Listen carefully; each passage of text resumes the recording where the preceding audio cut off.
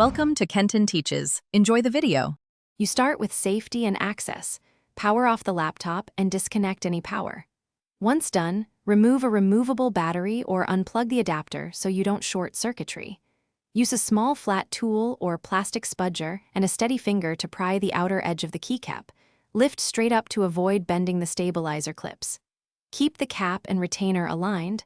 Place them on a soft cloth. This first step exposes the retainer and hinge, so you can inspect how the key attaches. Once the cap is off, you inspect the retainer and scissor hinge closely because successful reattachment relies on intact clips. Make sure both halves of the plastic retainer are present and that the tiny hinges sit squarely on the metal posts. If one side is loose, press to seat it gently. Clean crumbs or dust with compressed air or a soft brush. Residue prevents a flush fit. Align the retainer so the cross-shaped post matches the keycap stem. Correct alignment prevents crooked travel.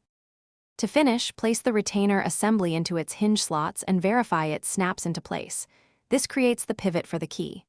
Once seated, position the keycap over the retainer, align the stem, and press straight down.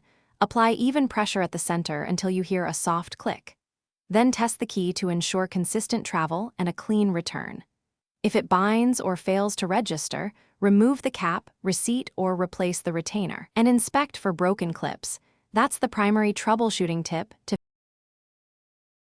Thanks for watching. Please subscribe if this video was helpful.